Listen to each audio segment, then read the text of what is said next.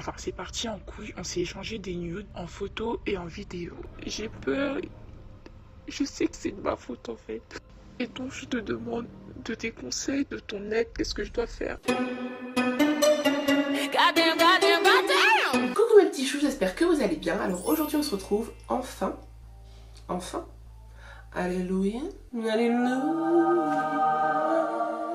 pour de vrai, enfin on se retrouve pour un nouvel épisode de vos storytime, mes conseils. Donc je ne sais pas pourquoi je prends autant de temps pour m'y remettre, alors que je sais que c'est quelque chose que vous adorez sur ma chaîne, tous les épisodes ont super bien marché. I don't know.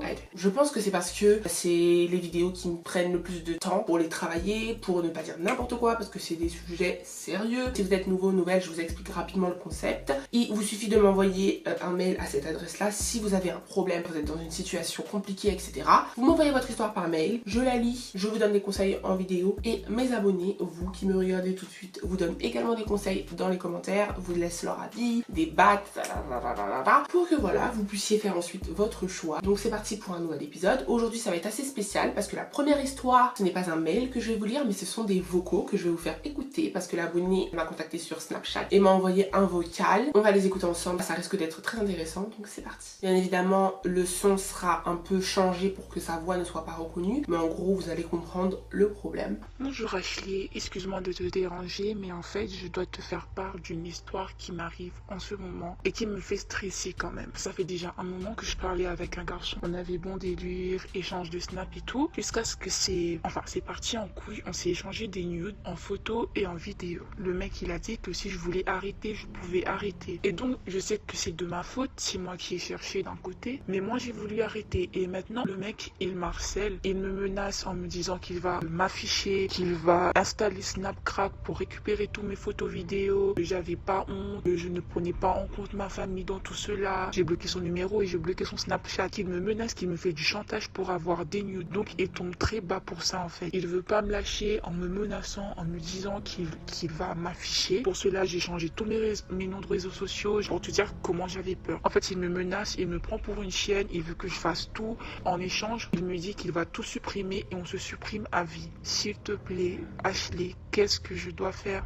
Je sais que c'est de ma faute, je sais que c'est de ma faute, mais j'aimerais tellement avoir de l'aide. J'ai peur, je sais que c'est de ma faute en fait. Et donc je te demande de tes conseils, de ton aide. Qu'est-ce que je dois faire? Est-ce que je dois le croire? J'ai rien pour me protéger en fait, j'ai rien. Voilà le problème. L'abonné a envoyé des nudes, a échangé des nudes avec un garçon sur Snapchat et à présent cette personne l'a fait chanter. On voit très bien que l'abonné est très mal, ce qui se comprend. Voilà, ce serait le cas d'absolument tout le monde. La question est que faire? Comment faire? Que faire? Donc moi j'ai réfléchi, tu vois. Je pense d'abord qu'il faut premièrement déculpabiliser, c'est-à-dire qu'elle l'a répété plusieurs fois quand même. Je sais que c'est ma faute, je sais que c'est de ma faute. C'est ta faute parce que t'as envoyé des nudes, il y a pire, d'accord? Donc faut pas non plus dramatiser dans le sens où t'es pas la première et tu seras pas la dernière à envoyer des nudes déjà.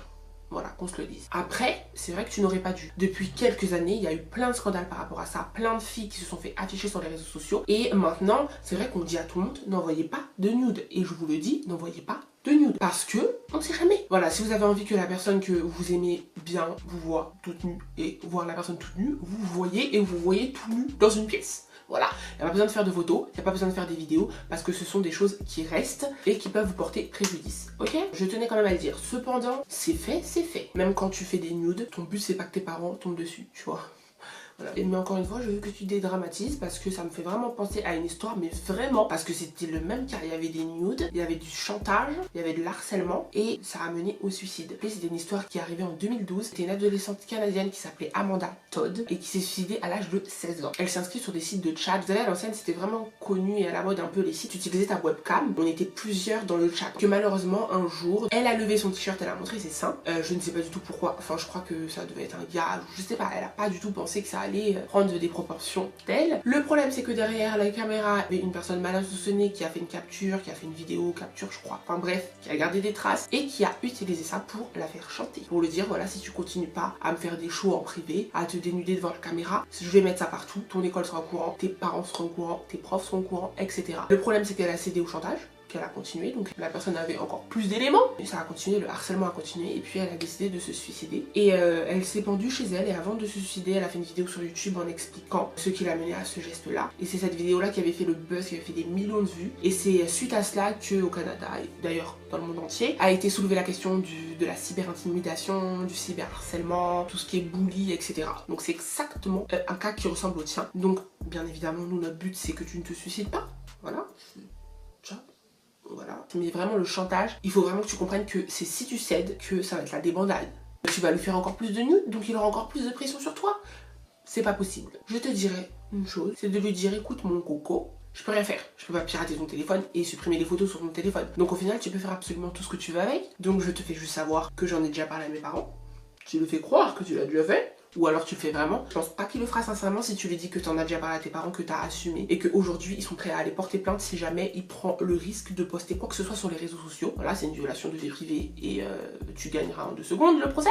Mais en gros, enfin en 2 secondes peut-être pas, mais tu gagneras quand même. Tu lui montres bien que t'as absolument pas peur de lui, que tu céderas jamais au chantage. Et bizarrement, je te jure que bizarrement il va rien poster. Moi je te parie qu'il va rien poster. Et que lui aussi je pense qu'il aimera pas que ses parents sachent qu'il s'amuse à harceler des gens sur les réseaux sociaux, à publier de telles photos et à faire mal à une jeune fille comme ça. Donc voilà mon avis. Dites-moi ce que vous en pensez dans les commentaires. Voilà, on passe à la deuxième histoire. Salut Hachel, j'espère que tu vas bien. Quand j'ai vu que tu faisais des vidéos où tu donnais des conseils à tes abonnés, je me suis dit que je pouvais enfin me confier à quelqu'un parce que j'ai honte de ce qui m'est arrivé et que je n'en peux plus. J'ai 17 ans et l'année dernière j'ai fait ma première fois avec un garçon que j'aimais beaucoup. Ma mère m'a toujours dit qu'il fallait que je me concentre sur l'école et non sur les garçons. Je n'ai pas vraiment couché avec lui, c'était plus des préliminaires. Donc un mois après, mes lèvres vaginales ont gonflé et me grattaient énormément. Il y avait des périodes où ça s'apaisait et d'autres où ça me grattait énormément. J'aimerais beaucoup me confier à ma mère mais j'ai peur de perdre sa confiance. Je lui ai littéralement menti en lui disant que j'allais rejoindre une amie au centre-ville alors que j'allais chez mon copain. J'ai essayé de me renseigner sur ce que je pouvais avoir, mais je ne trouve pas. J'ai peur d'aller voir un médecin ou un gynécologue seul. Je vais toujours chez le médecin avec ma mère et je ne sais pas s'il est possible d'aller toute seule chez le gynécologue, d'autant plus que je suis mineure. On est dans le cas classique d'une jeune fille qui n'a pas forcément envie de parler de tout ça à ses parents. Comme elle dit, c'est des sujets qui sont un peu tabous et c'est dommage parce que la grande majorité des femmes passent par là au moins une fois dans leur vie, donc je pense que c'est assez dommage. J'ai bien envie en tout cas de me lancer, même si c'est assez délicat et que moi aussi j'ai ma mère qui regarde mes vidéos, donc c'est pas facile pour moi non plus, ok. Donc déjà, je me sacrifie pour vous. Donc vraiment déjà.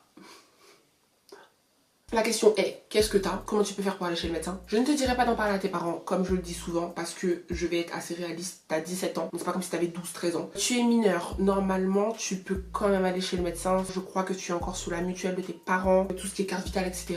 Donc c'est assez bizarre. Donc tu devras payer ta consultation, tu devras payer les médicaments qui t'auront été prescrits plein pot, donc il faut que tu prévois l'argent. Il y a aussi une autre solution qui est le planning familial. Ça peut être encore mieux, je pense d'ailleurs. Je crois que le planning familial est gratuit, donc c'est encore mieux et c'est spécialement vraiment fait pour ça. Je pense que c'est fait pour les femmes qui n'ont pas forcément de l'argent, c'est fait pour les jeunes filles qui n'ont pas forcément envie d'en parler à tout le monde. Voilà, c'est un endroit qui est très discret avec des sages-femmes, des médecins, des gynécologues qui peuvent te conseiller, t'aider, t'ausculter et te prescrire le traitement adapté. Je trouve que ça ressemble un peu à une mycose vaginale, c'est une infection, donc ça y ressemble. Il faut savoir que c'est une infection très courante. C'est pas courant, c'est pas un peu courant, c'est très courant. Il n'y a absolument rien de choquant. Avec le traitement adapté, ça se soigne. Et ce qu'il faut savoir, c'est que comme plein de petites infections comme ça qui attaquent le vagin, en sachant que c'est quelque chose de très fragile, voilà, nous les femmes nous le savons, c'est assez énervant d'ailleurs.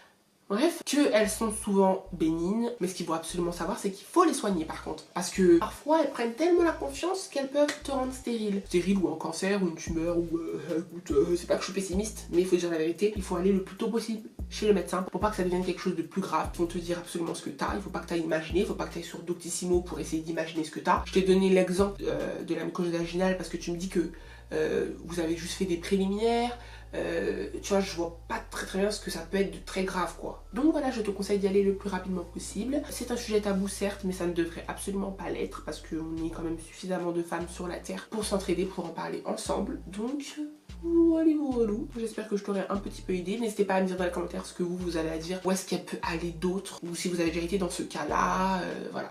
N'hésitez pas à laisser vos commentaires sur cette histoire-là. On passe à la troisième. C'est l'histoire d'un garçon, donc je suis super contente parce que j'adore l'histoire des garçons, parce qu'il y a plus de filles qui m'envoient des messages. Et donc ça me fait toujours plaisir quand il y a des petits garçons comme ça dans le tas, tu vois. Bonjour Ashley, j'ai 17 ans, j'aimerais beaucoup avoir de tes conseils parce qu'il m'est arrivé quelque chose il y a un mois. Je suis un garçon et j'aimerais avoir les conseils d'une fille. Ma copine, maintenant mon ex, m'a quitté par message après 1 an et 3 mois de relation. Elle m'a dit qu'on n'avait pas les mêmes caractères. Elle me trouvait trop calme alors que elle est énergique. Et qu'elle avait l'impression que je me moquais d'elle parce que je n'étais pas assez jaloux. Que c'est une fille qui parle à beaucoup de garçons et qui a beaucoup de potes garçons. Tout cela en disant que j'étais un mec bien. Alors que tout ce que je voulais c'était ne pas l'étouffer. Je faisais tout simplement confiance. La première semaine de rupture, elle m'a laissé croire à une possibilité qu'on puisse se remettre ensemble. Mais à la fin de cette première semaine, elle m'a dit qu'il fallait mieux que je passe à autre chose et qu'elle était sûre qu'elle ne voulait plus se remettre avec moi. J'étais vraiment mal, mais finalement cette semaine a été bénéfique pour moi. Je vais mieux, j'essaie de passer à autre chose, même si j'ai encore des sentiments pour elle. Plus tard, une pote de mon ex est venue me dire que mon ex m'aimait encore et qu'il fallait mieux que j'aille lui parler pour que je m'explique avec elle. J'ai discuté avec mon ex, je lui ai dit que je m'excusais de l'avoir négligé, que j'avais un minimum de jalousie mais que je ne voulais pas l'énerver en l'étouffant et qu'au contraire, je savais maintenant qu'elle voulait que je montre ma jalousie. Elle m'a dit qu'elle ne veut pas me changer alors que je peux trouver une fille qui m'acceptera comme je suis. Je n'ai donc pas compris vu qu'elle avait dit à sa pote qu'elle m'aimait toujours et qu'elle me regrettait, etc. Je lui ai aussi demandé si on avait encore une chance de se remettre ensemble et elle a dit non. Elle est sûre qu'on se remettra pas ensemble. Mais elle est bien elle. Bref, j'ai vraiment l'impression qu'elle joue avec moi, qu'elle se moque de moi et qu'en fait elle s'en moque. J'ai vraiment besoin de tes conseils, j'ai besoin de savoir ce que je dois faire et c'est pour ça que je m'en remets à toi. Donc je trouve intéressant pour une fois d'avoir un avis masculin sur une histoire et de se rendre compte que ben, les filles, des fois c'est nous, on est un petit peu bizarre. Hein. Un petit peu bizarre. Est-ce que vous pensez que cette fille-là se moque de lui, l'aime toujours, sait pas trop ce qu'elle veut? Voilà, après avoir relu 2-3 fois l'histoire et analysé un peu la situation, je vais vous dire ce que je pense. Parce que je pense qu'à 17 ans, j'étais peut-être comme cette fille-là. Je pense qu'elle est juste trop jeune et qu'elle est un peu dans son délire. Elle a besoin d'un garçon un peu possessif, un peu jaloux, un peu étouffant sur les bords, voilà, qui lui donne énormément d'attention. Et elle confond jalousie et attention, et pour elle donc du coup t'es pas jaloux, tu lui donnes pas d'attention et donc du coup c'est que tu l'aimes pas. Mais ça s'appelle tout simplement une fille qui un jour se rendra compte que les garçons calmes comme toi, c'est la vie, c'est la base, c'est doux.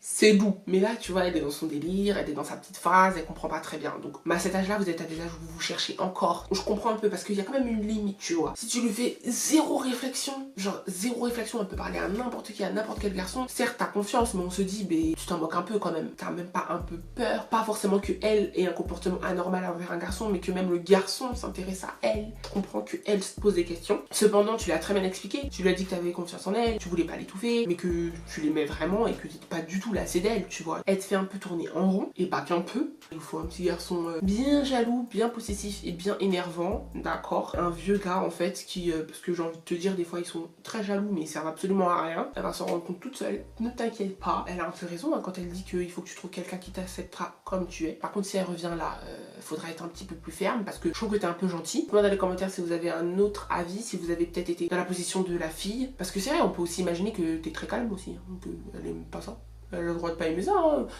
Ce sera tout. J'espère que ça vous a plu. J'espère que vous allez donner vos conseils aux abonnés dans les commentaires comme d'habitude. Comme d'habitude, n'hésitez pas à aimer, commenter, partager, etc. etc. Vous connaissez. Je vous fais des gros bisous et je vous dis à la prochaine. Mon friend qui la joue la free up. Mon vado pas mi free up man. Mon rail c'est mettez le vel à tout ton prédit. Ton pic la radio cabane ton des points plan gaffa.